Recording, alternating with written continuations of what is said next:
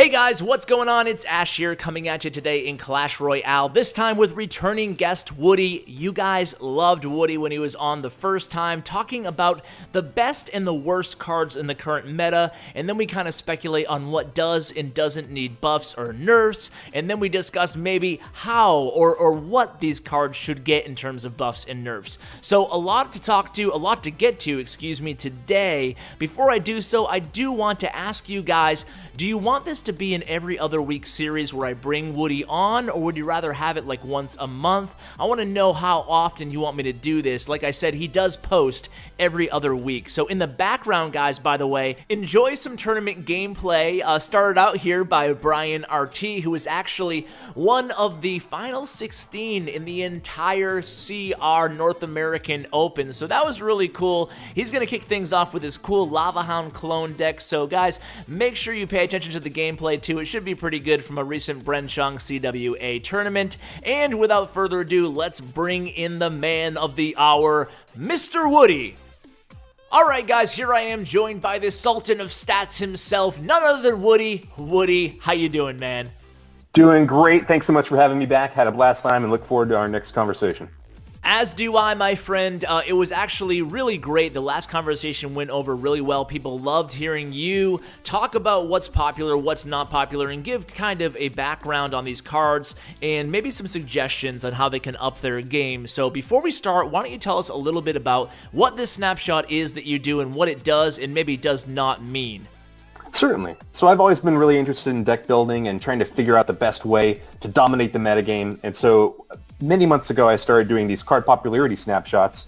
I recently released my 18th one. And the goal of them is to find the cards that are being used the most by the top 100 players in the game. So at the conclusion of each season in the game, I look at all the decks being used at the top and record all the cards that are being used, which ones are being used with each other, which win conditions are most popular, which versatile cards are most popular, and I'll exclude any decks that are kind of troll decks, if you will, if they just have legendary cards or they're only buildings or only spells or something like that. But the overall goal is to find which cards are being used the most by the players who are having the most success with them, and at the top of the ladder, most players have unlocked every card and have leveled them up to a pretty decent level. So you're at a relatively even playing field. And it's useful if you want to know which cards do well on ladder to take a look at the top of that list. Not necessarily all of the cards at the top of the list are like win condition cards. Most of the ones at the very, very top are ones that work in a lot of different decks very well. But as you continue to go on down the list, you'll see we move on from very generic, versatile cards like Zappin, the Log, onto win condition cards. This snapshot, we see cards like Graveyard, Giant, and Miner doing very well as the offensive cards. Yeah, and before we actually get into the individual cards, would you recommend, in terms of usage of this snapshot, would you recommend folks out there kind of, maybe they're struggling with their certain deck, or they play within a given archetype? I'm envisioning them going on to the Reddit post and kind of thinking about maybe making some substitutions based on what cards are actually doing well in the meta. Is that pretty much how you envision this to be used as well, aside from the win conditions? Certainly. So if you're building your own deck or you have a favorite kind of deck archetype but have a couple of open slots and you're not sure what to put in there, this is one of the most useful things for you out there. I think the Mega Minion tops the list this time, and we can get into all the different cards. Again. But that is just a card that does really well in every single deck archetype. It has really good stats, and the fact that a lot of people are using it and having success with it, I think is testament to the fact that if you're looking for a card out there, starting at the top of the list is a good place to go. Yeah, well, why don't we just start there? I have a few different things we're going to do in today's video, so stay tuned. We're going to do some rapid-fire nerf buff hold, where we ask Woody what he would do with any cards that are, maybe a little bit unpopular right now or in the middle range. And then we're going to talk a little bit about the clone spell and how that could change the game. But before, we're now getting to the actual list here. You said it. At the top of the list, the Mega Minion. Again, despite the basically 15% overall DPS nerf. Do you think that was enough? I don't think it was enough. I really do like seeing troops performing well relative to spells. And I think that it kind of lends toward the offense over defense theme that Supercell is going for. But the fact that we have a card that's used in 84% of decks at the top of the ladder really speaks to me, saying that there's something about this card that makes it so good that people have to play it. There's not really a very good counter for it since spells are quite ineffective against the Mega Minion, and there's not very many defensive troops that you can use against it, especially because it's somewhat of a ranged troop. It's kind of on the back line. It does a lot of damage both to single targets and also to swarms. If you play minions against a Mega Minion, you're going to have a bad time. Yeah. If you play archers right on top of a Mega Minion, you're going to have a bad time. But if you get a little bit of a distance, that's kind of the one troop that can counter. And I think that's one of the big reasons, in addition to the fact that archers counter Graveyard, archers also do well against Mega Minion, and so they've been doing really well recently as well. Archers totally surged the last few months from, worst to first, or at least close to. Now, about Mega Minion, do you think that maybe the best route would have been to give it an HP nerf instead of the damage nerf so that a fireball could just hard counter it, or do you think that's going too far?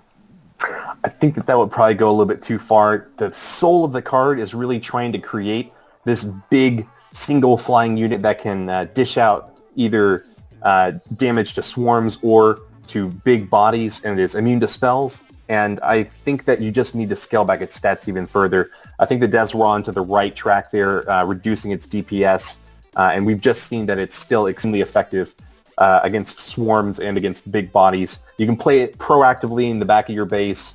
It's kind of a fire and forget, because if your opponent doesn't respond to it, it's going to get 2 swipes on their tower and deal a lot of damage. So I don't really want to change, I guess, the fundamental mechanics of the card. If I were a developer, I think I would want to just kind of continue along the same path, reducing it in the ways that make it too powerful. Yeah, that does make sense. I don't know. It's weird. I have a love-hate relationship with Mega Minion. I shouldn't say I love-hate. I love the card. I think it's an awesome card, and I play it in all my decks as well. So, one part of you says, I don't want it to be nerfed anymore. I like that it's a dominant card in the game, not only the meta, but just, some cards just have overall utility no matter what the meta is. And it would be nice if that was that kind of a role in the game, but you're right. I mean, the fact that it is in every deck obviously also boxes out other cards from seeing gameplay. So that is an issue, I think. But at the same time, I love it. So I don't know. I do not envy the game designers and the developers who have to make these tough decisions, especially on the popular cards, because you want a card to do well, especially when you release it. Absolutely. And so the only deck archetype that we saw not playing a Mega Minion was a minor Zap Bait deck that chose Minion Horde instead, just because you can get the same sort of swarm effect out of a flying card, but get a lot more DPS packed into that one card slot. But for pretty much every other case, if you want a flying troop, and most decks do, you want to stick the Mega Minion in there. Yeah. Do you think the right method might be giving small buffs to a large series of other classes of cards to kind of put them on the same level, or do you just go back to your original answer and just continuing to nerf the Mega Minion just slightly? I think that there certainly are a lot of cards out there that compete with the Mega Minion that could be deserving of a buff, but I am afraid in terms of overall power creep, just the inexorable march toward making cards stronger, that buffing a large swath of them wouldn't necessarily be as good as just dialing back this one card that sees really high use rate. Yeah, I agree. So let's move on from Mega Minion. Let's talk about Graveyard, because Graveyard not only is dominating tournament play, but it's also starting to appear more and more on the ladder. And, I'd assume because people are actually discovering and leveling it up now. And, a lot of the top 100 players even have it maxed out now. So what do you think about Graveyard? Does it need to be nerfed as well? Graveyard is the new hotness. It is the most popular pure offensive card in the game right now. It rose 18 points in usage from 7 in the last snapshot to 25. So a quarter of all decks use Graveyard as the win condition. I think that it's a little bit too early to say whether or not it needs a buff for sure. There are cards that do pretty well to counter against it. And I think one of the big pain points right now is that losing to Graveyard is very frustrating. It's one of the same reasons why when Mortar was really strong and Expo were really strong, they got nerfed. It's because losing to them is really frustrating because you don't really know what you're supposed to do to get back against a Graveyard, especially when Graveyard is comboed with Freeze or Fireball to shut down any defensive troops. It makes for a very daunting push, and one that puts defenders in a do or die sort of situation to get the skeletons dead or die trying. Yeah, I was definitely going to mention that about freeze, too. It's funny when you see, like, because Graveyard, as you said, is the #1 win condition in the game right now. And, like you said, a quarter of all decks, that's insane. And freeze took a huge surge in popularity.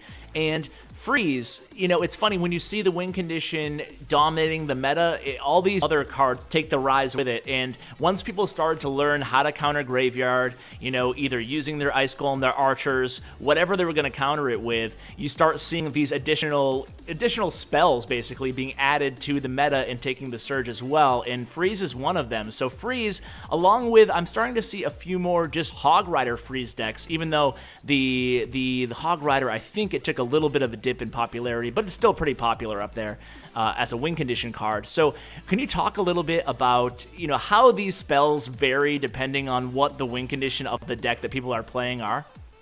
I think that's a brilliant observation, and it really speaks to the core of the metagame. Are we playing really big, beefy troops like the Golem, Baby Dragon, Lightning combinations, the Lava Hound Lightning Arrow combinations that we saw recently, or are we playing much more chip-based oriented decks that utilize things like the Log and maybe even Poison in the past was very popular in a lot of different deck archetypes. The fact now that Graveyard is one of the most popular win conditions, that it's also a spell, and that it combos well with two other spells, either the Freeze or Fireball. I think that is really kind of indicative of the direction of the game. We see a decrease in popularity for cards like Musketeer and other glass cannons. Yeah, that are essentially lightning bait. Exactly. Yeah. So as fewer people are playing those sorts of really strong spells, we see like Lightning, for instance, dipped down to 25. It's now tied with Graveyard for usage. I think that we will start to see some of those decks that can take advantage of an opponent not having Lightning coming back into the metagame. Yeah, so you said, I was surprised that you said you agree that it's very powerful, but you're not sure about a nerf. Why is that? Well, it's relatively new. I recall at the beginning of the game, it was very difficult to counter a Goblin Barrel because players didn't really know what to do against it. It became apparent quite soon that you can either zap it for a positive elixir trade or just throw arrows on it, or when the Log came out, you could throw the Log on it too. But whenever someone discovers a new way to take advantage of game mechanics, I think that they ought to be able to reap the rewards of being at the cutting edge of that metagame.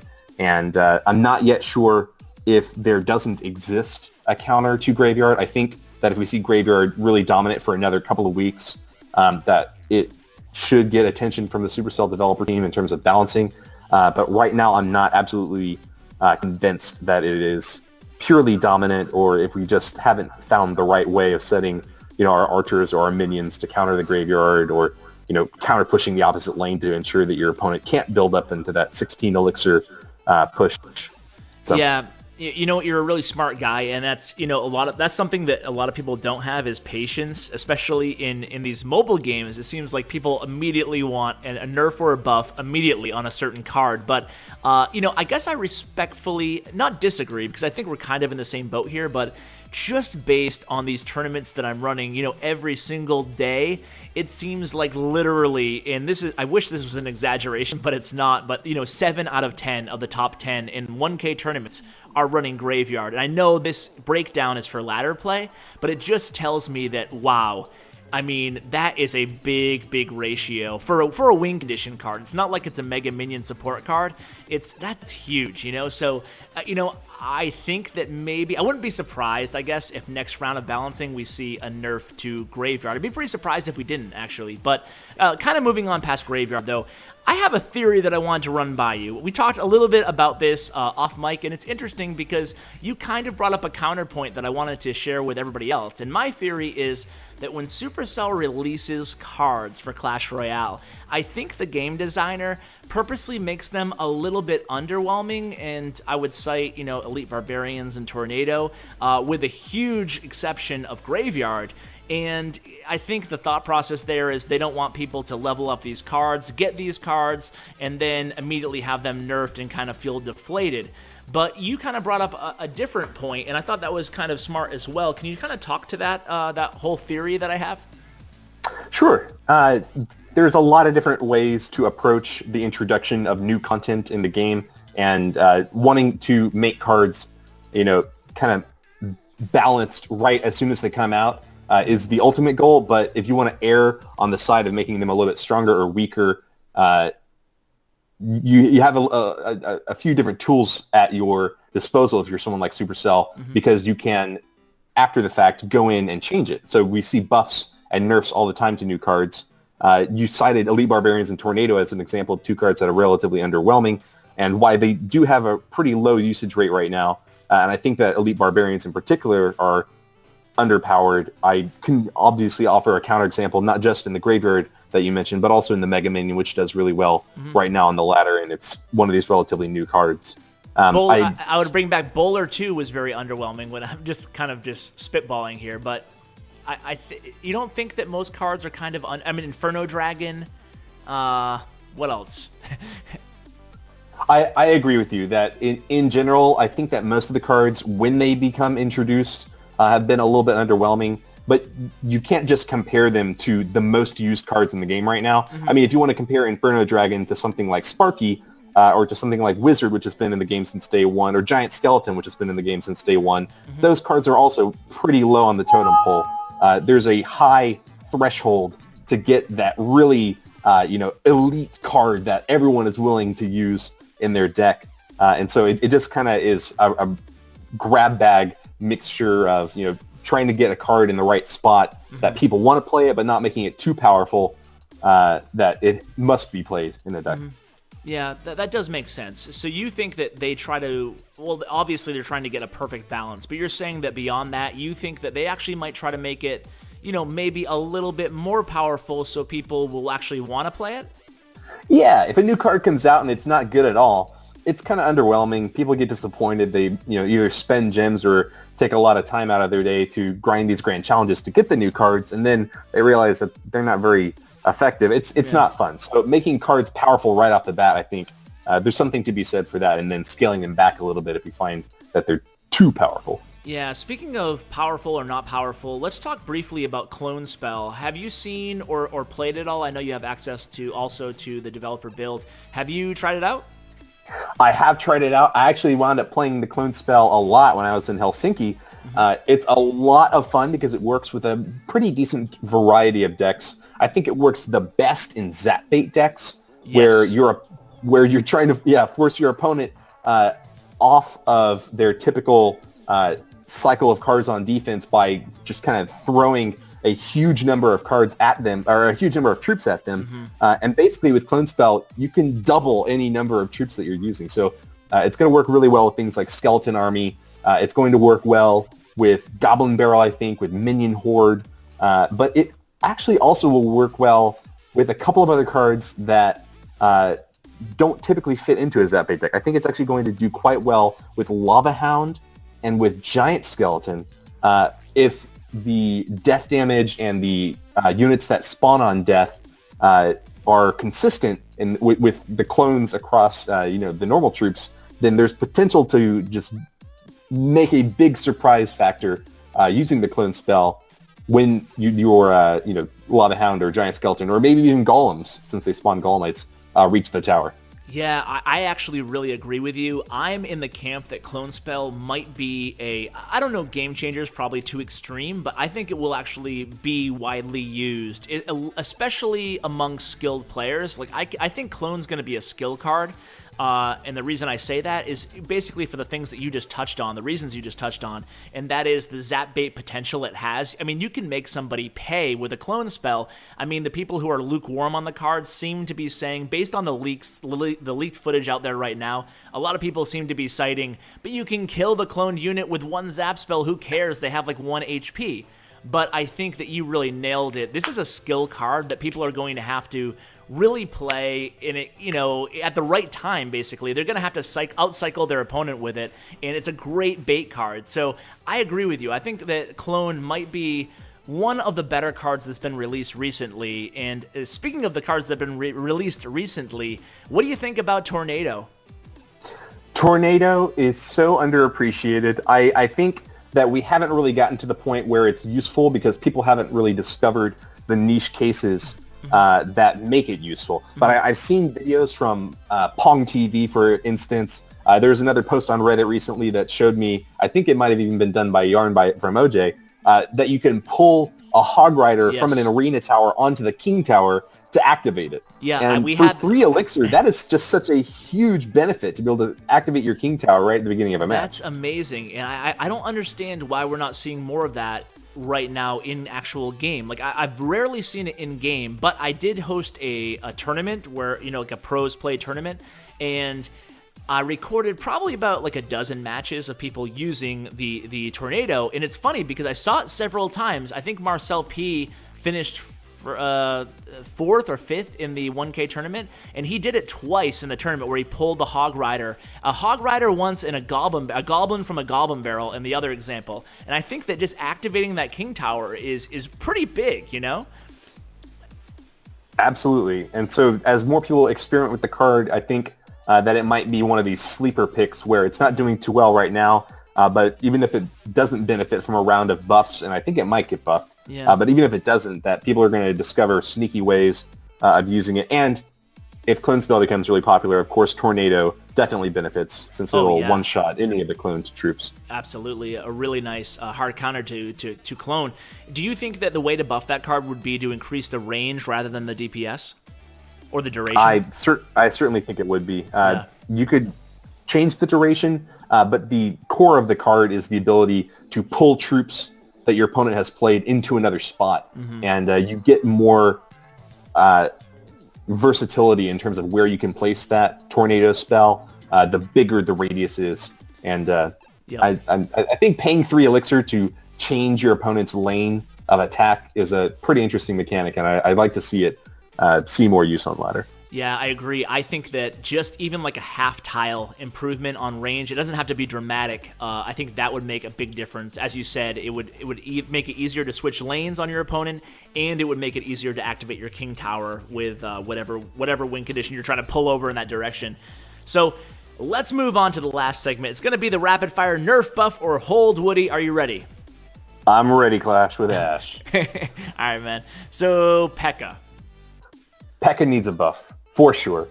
How do you buff way P.E.K.K.A.? too long Real to quick. get it on the field, and it gets distracted way too easily. I think that if you reduce the deploy time, if you reduce its sight range, or if you increase its hit points, any of those 3 or a combination perhaps thereof, or maybe even reducing its cost to 6, those are all things that I would consider as a way to buff P.E.K.K.A. Sparky. Buff Sparky for sure. Sparky completely unused at the top of the ladder, mostly because once you figure out how to beat it, there's nothing that you really have to do about it.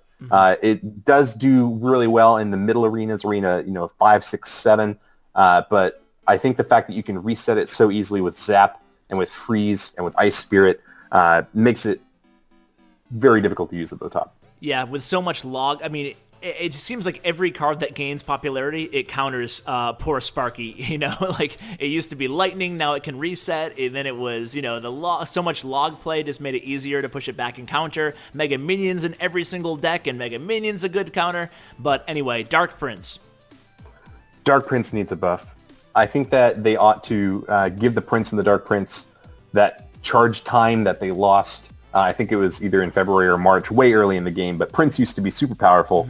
And I think that if Dark Prince kind of rejoined him as a key offensive unit by giving him a better opportunity to hit enemy towers and destroy all these swarms of enemy troops being used, that would be great. As it stands right now, Valkyrie is just pretty much strictly better than a Dark Prince. The shield is an interesting mechanic, but you got to be able to kill something with him too. Yeah, I agree. I think that, to see a buff to Dark Prince and Prince, just imagine how that would, impact the rest of the meta. Like, if people were starting to play Dark Prince and Prince, I mean, it would really open up an entire new landscape, and then other cards that we talked about in the beginning of this video would start seeing more love, the supporting cards. So I think that would be a really huge Pandora's box, so to speak, to open up and see how the game changed. Wizard. Wizard, I think, also needs a buff. Most of these cards, I'm thinking, need buffs.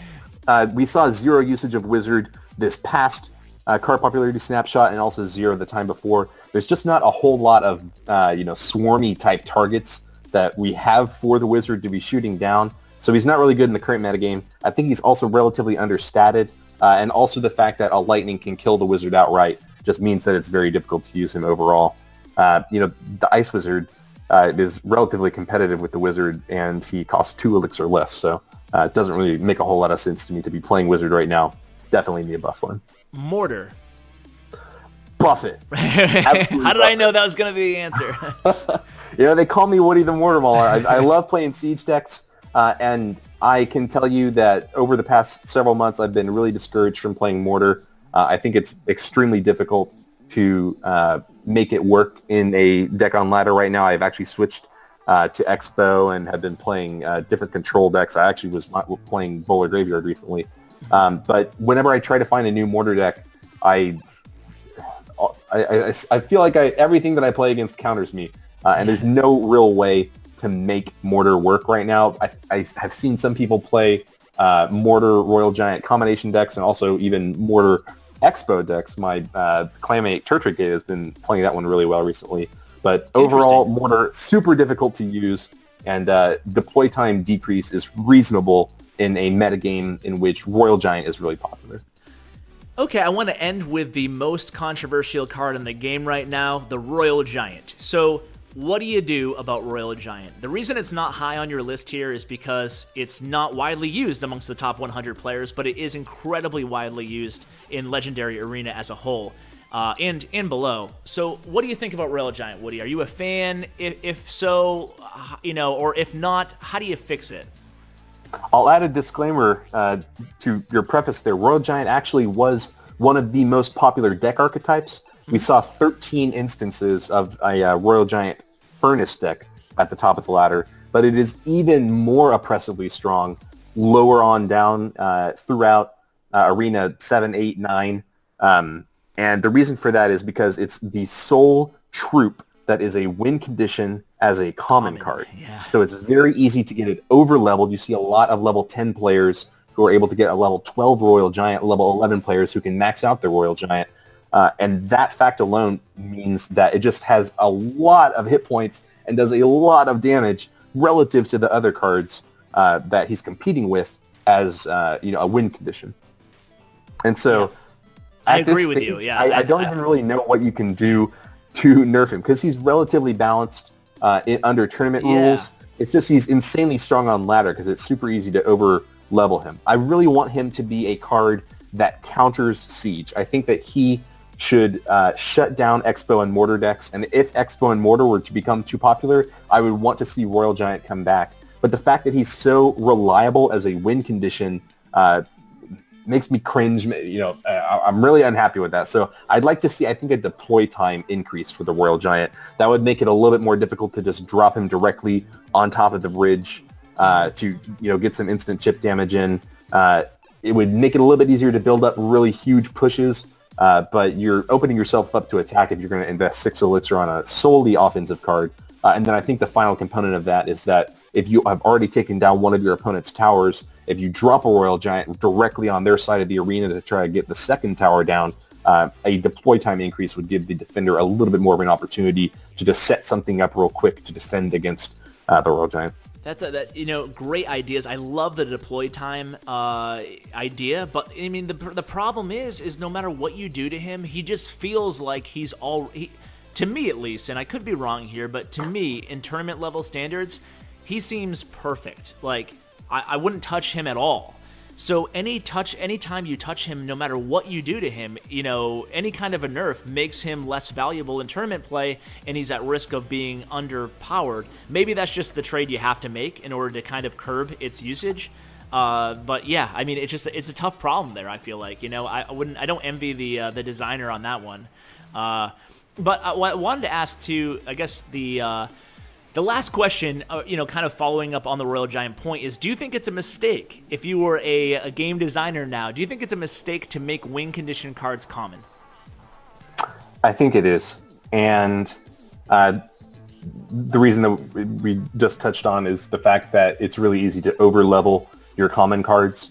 And so it's not inherently a mistake to make win conditions common, but the fact that commons are really easy to upgrade relative to rares and especially to epics and legendaries is the key mistake there. So if we had greater access to rare cards and to epic cards, it would be fine for commons to be win conditions. But the way that the game economy is balanced right now, you shouldn't have access to a win condition that can be so much more powerful than your opponent's cards that can defend against that.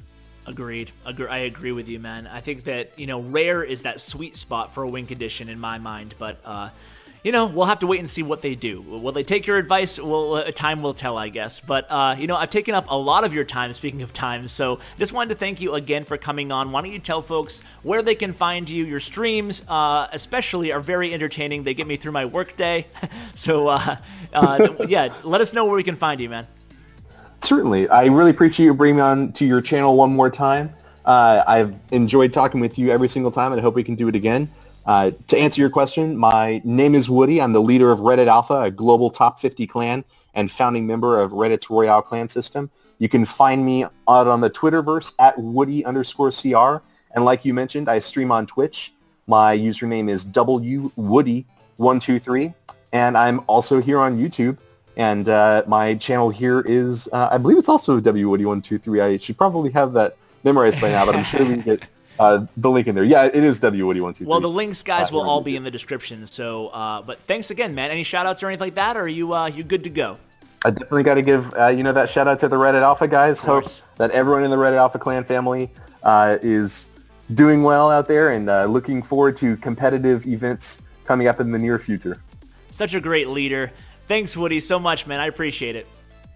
Absolutely, man. Thanks again for having me on. No problem. Bye-bye. You did it. You did it. You made it all the way till the end, guys. Thank you so much for listening. I really appreciate it, guys. Again, would really like to hear your feedback, because if you're here now with me, it means you are a true fan, or maybe you forgot to turn your computer or your device off. So, guys, thank you so much. I really appreciate it. As always, take care, guys.